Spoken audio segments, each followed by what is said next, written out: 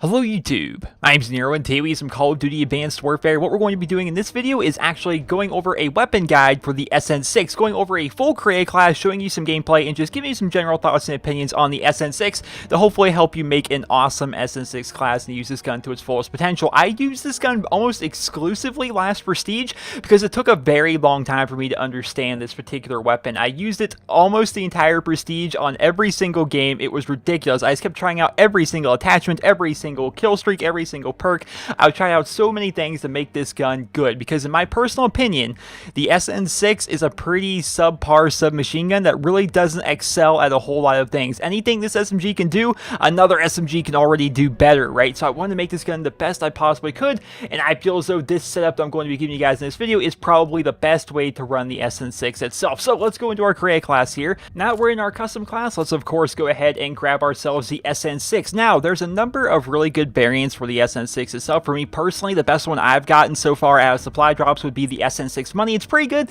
Gives a +1 accuracy, gives a +1 range, also gives you a little bit of reserve ammo, which is definitely nice with the attachments we're going to be going with, as well as I lose a little bit of mobility as well as handling, but I think that's an acceptable loss. But aside from that, I think the best variant of the SN6 on paper anyway would be the SN6 Third. It looks ridiculously powerful. I definitely like that, but keep in mind your standard SN6 is just fine. The SN6 Magistrate that you actually get for getting 300 kills with the SN6 is just as good. It's a fine submachine gun overall. Just really take the best variant that you could possibly find. For me personally in this video, we're going to be going with the SN6 Money because it's the best variant that I have, as well as the variant that I use the most. Now, and we're putting together our SN6 class. The attachments is really what makes this gun different. What really changes the gun is the attachments, because before these attachments, the SN6 is a relatively weak submachine gun that has pretty poor damage and a pretty poor fire rate. We're going to be changing all of that with our attachments. Our perks are kind of interchangeable. They can kind of really change whatever you really want to do with them, but the attachments are going to be very key in this video. First attachment we're going to be going with rapid fire. I don't usually recommend rapid fire on anything, right? On anything, I never end up recommending rapid fire for anybody, but I really feel as though the SN6 needs it because it doesn't do a lot of damage. It's not a high damage submachine gun, right? It doesn't have a crazy high fire rate either. It's not a high fire rate submachine gun. It's a very subpar submachine gun in every sense of the word. Now, if you give it rapid fire, that's going to make it so it has a lot faster of a fire rate. It's going to increase that time to kill, or I guess decrease time to kill, depends on how you look at it, at those close ranges, which is definitely going to be very nice. It's just going to make the SN6 itself a lot more powerful. Now, rapid fire, one of the big downsides, right, to rapid fire is the very fact that your gun is going to indeed kick more. The SN6 is the most accurate submachine gun in its class, or at least that's what it says.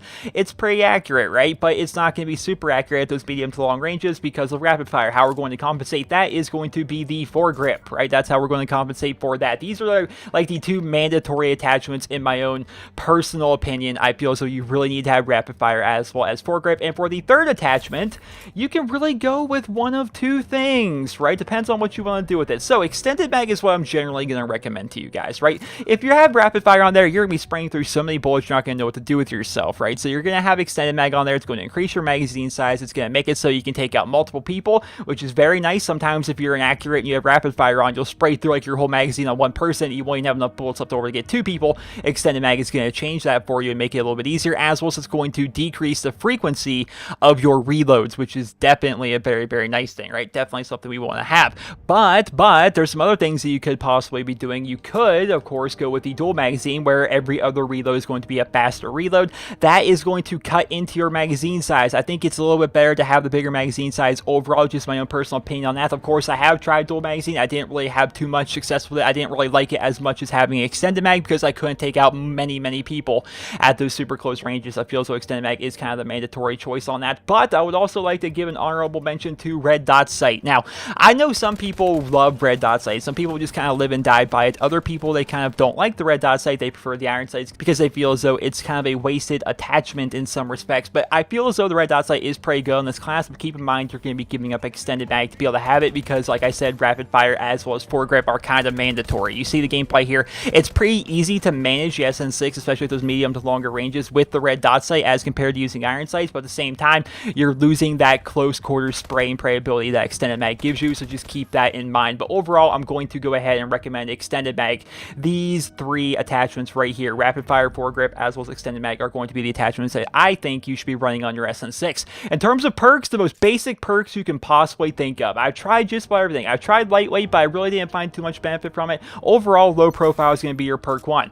Perk 2, you're really going to want to have blind eye on there. It's just very helpful overall. Perk 3, we're going to have toughness, and perk 3, we're also going to have blast suppressor. All right, so we're going to be using the perk 3 wild card for perk 3 greed right there. That's just something we're going to be using, right? And for whatever reason, we have perk 2 wild card right there. Let's get rid of that. So we're going to have these. These are standard perks in my own personal opinion. I have these on just about every single one of my classes, unless I'm trying to do something fairly specific with that class. They're just universally the best perks in the game. All right, toughness is amazing, right? Blast suppressor is the best perk in the game. I've talked about that in other videos. I feel as though it's the best perk in the game. It's so underrated by some players, and the reason why a lot of players are having difficulty with Advanced Warfare is by the sole fact that they're not using blast suppressor and they're dashing around the map and having difficulty with that. Now, in terms of the kill streaks, because every single time I make one of these class guides, I try to have a specific goal in mind when putting together the class, right? And for this particular class, this is going to be our big game class. This is going to be our class, and when we're playing ground war, we're going for the big scores, and we're going to try and put up as many kills as humanly possible. So what we're going to be doing here is we're going to be going to the UAV, which is standard, my own personal opinion. You need to use UAV on just about every single class. We're going to go for extra assist points, we're going to go for support, and we're going to go for orbital. Keep in mind, if you like threat detection more than orbital, feel free to go for that, or perhaps maybe go for both of them. Really depends on what you want to do. It's a support UAV, so it's going to cost a lot, but it's going to be well worth it by the time you actually get it. For me personally, throughout most of the last Prestige I was in, I was running extra assist points, I was running orbital as well as support for my UAV, making it so I can basically put up support blackbirds. If the opposing team was not actually using low profile, then they were kind of screwed.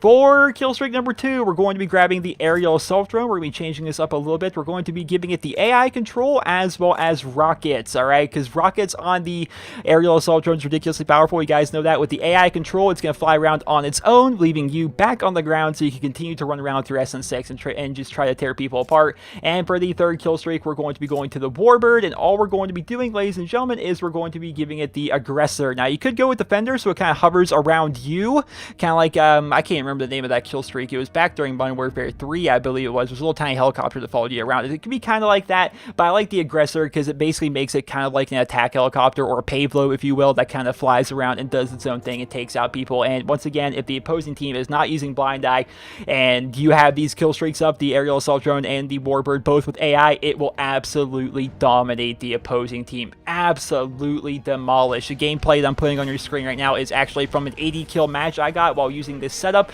Keep in mind, this was actually right before I started using the foregrip on this, because remember, I tried out literally everything there is to try out on the SN6. In this particular gameplay, I was using lightweight and low profile as perk 1s, and I was also using the rapid fire as well as extended mag combination on my SN6. I was using these exact same kill streaks. I was just running through the opposing team. There's gameplay of this on my channel if you want to see the whole thing. I just basically got 80 kills in a game, running through their spawns, just dominating them while the kill streaks were just going to work. I just kept getting more kill streaks, kept putting them up, and it just kept doing ridiculously well.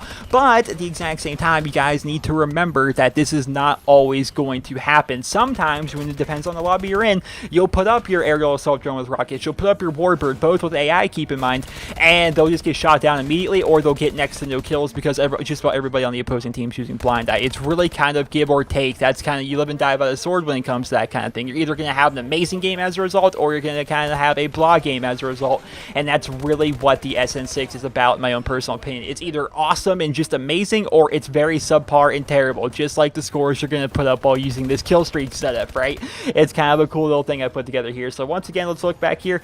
This is the actual class we're going to be using. This is what I recommend you use on your SN6 class, and I hope you guys all enjoyed this video. Hopefully you guys all found it helpful and informative, and if you did, please be sure to leave a rating where you guys feel it deserves. And of course, I would love to hear your guys' feedback and your opinions on this create class. I know everyone likes to run things a little bit differently, so if you want to share with us in the comments, how do you particularly like to run your SN6? How do you run your attachments? How do you run your perks? And what kind of kill streaks do you like to run when you're using that class? Let us know about that. But for this video, I want to show you guys my particular class, the class that I've been running all of last Siege with this, and it worked out pretty well for me, and hopefully it works out pretty well for you guys as well. So hope you guys all enjoyed this video, and if you did, please be sure to leave a rating where you guys feel it deserves. Hope you guys all